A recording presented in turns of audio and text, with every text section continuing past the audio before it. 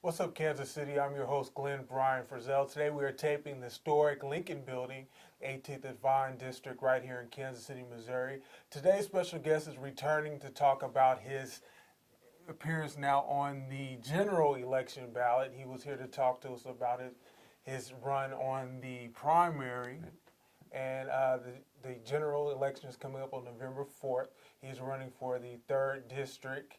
Please let's welcome back Mr. Richard McKie. Yes. Hello, everybody. I'm running the 3rd District, which includes Independence north of I-70 and Sugar Creek, and appreciate your consideration. I'm with the Constitution Party, have been for 6 years, and you can check me out at Richard W. McKie, mckie.com, so you can find out more about what we believe and stuff. Thank you. Also, Mr. McKie, you currently face Democratic incumbent challenger Dennis Waits and Republican candidate Raymond Wilson. Both of your opponents had a larger voter turnout than you in the primary election results. What have you done between now and then to increase your voter participation in this election, Mr. Well, McKie? one thing I'll point out to you in the primary, you have to select a certain party, and so if you select the Constitution Party ballot in the primary, that's the only one you can vote for, and I was the only one running. But since then, I have been to, the last 7 weeks, I've been to 3,000 houses, and I wished I had some more time because I need to go to a whole lot more. I've been trying to hit 100 houses a day, leaving my flyers, and if people will talk, I'll be glad to talk with them. So I've been trying to get out there as much as I can, and haven't really been invited to too many speaking events, got to go to one, but anyway, I've been trying to get the word out. How's that reception been at the house? A lot of people that'll talk to me have been very receptive. I don't necessarily try and knock them down with my philosophy, but I leave my flyer and get a chance to tell them a little bit. Mr. Waits has been in for 28 years, and I feel like there ought to be some change. I found out some things about Jackson County that there ought to be some auditing done and some strange things going on. I wish there would be a little more investigation by the Star and Independence Examiner. But we're talking about government accountability. Is that a primary issue of importance, concern to you in this election? Well, it is. People's tax money, I think, is important. Sometimes I think we try and spend on too many things that maybe aren't part of government, should be part of government spending and the taxpayers' money, and so it is important, government accountability. And what other issues are important to you in this election? For one thing, the Star said that I didn't have much of a campaign. Well, I'm doing the best I can. I don't have money like Mr. Waits does to put out billboards, which are all over Independence, but tried to get to talk to people and get out there. I was going to mention too that I've heard reports from people that work there that Jackson County vehicles are in poor shape, and that's just being concerned with taxpayers' money is important to me. Mm-hmm. Mr. McKie, tell us something about yourself that you didn't share with us last time you were here. I don't know. I have 13 grandchildren. Had a couple. 13 yes. grandchildren. Yeah. Quite an accomplishment. Well, I have four sons. Thank you. I'm proud of, and all of my sons are working and married, and we had a son and his wife and a couple grandchildren move in with us, and that's kind of tough. But then I think family should take care of family, and my house had been quiet, and so for about 3 months we've had some new people in. But anyway, the son is still working, but anyway, it's good to help out family if you can. Sure. So, anything else you'd like to share with us? About yourself first?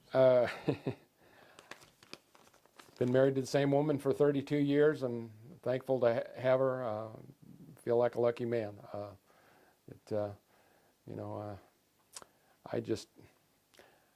I worked for 20 years at the Postal Service, retired from there a year and a half ago, and thankful to have been able to work that long and do that well. And Now, one of the other issues that I read on your website, you talked about federal election and contributions, unlimited contributions from corporations. In April 2014, McKie versus Federal Election Commission, the Supreme Court ruled that contributions could come from unlimited financial resources from corporations. Do you have any, can you rebound on that? Well, I feel like that, I don't know,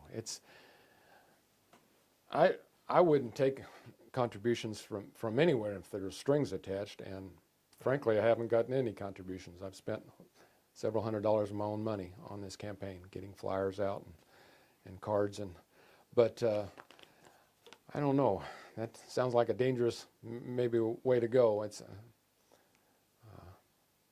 like I say, I wouldn't take contributions with any strings attached, and frankly, I haven't got much contributions, but I'm not worried about that. I feel like I want to get my own message out and the way I believe about the Constitution, and so. Is there anything in particular that you liked about running for office this time around? I've enjoyed meeting people. Kind of keep to myself sometimes, but I've enjoyed that. I feel like voters need to be as informed as they can. Unfortunately, I feel like a lot of our media could do a better job, and I'm thankful to you all for giving me the opportunity, because I put it on my own website so that people could find out what I'm all about. Mm-hmm. And so, anything else on your website you feel is relevant that viewers should know before they go to vote for you? I would just say that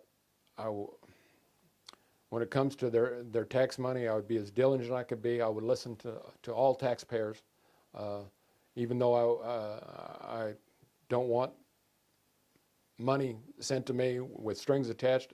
To all taxpayers, I would listen to. All voters, I would listen to. And so I just want them to know that. Now, I don't want to misphrase you. You said exactly corporations should pay their fair share of taxes, and that you will not take contributions from anyone with strings attached. Right. That's your statement on your website. Why should we vote for you, Mr. McKie? Final word. I would just say because I plan on standing for the Constitution, and I think if people have read it, they will find that we should consider the taxpayers' money and how we do things. And number one, it's not being in a position is not for my own personal power, but it's the people's position, and so I would consider what they feel is right for their county government. Now, we talk about the Constitution being an important document. Is Jackson County right now actually staying within the boundaries of the Constitution in their governments? I have talked to some people that have worked for Jackson County and still working for Jackson County, and I feel like that there's some areas that we need more investigation into. And I'm not throwing any mud at anybody, but I've got some reports that maybe we should have some auditing done and further checking. I understand there has been some auditing, but it's kind of flimsy stuff, and they need to more thorough audit. Mr. McKie, thank you for talking to us today about government accountability and the need for change. We do hope that you've connected with a viewer who may or may not have been convicted to vote in the November 4th election. It is important that you do vote. We thank you for coming and sharing with us today. I'm your host, Glenn Brian Frizzell. Check out more video online at www.whatsupkansascity.net. Talk about economic development and more issues. Final words, the sky's the limit. Aim high. Shoot for the moon. If you miss, at the very least, you would have landed among the stars. Take care until next time. Thank you.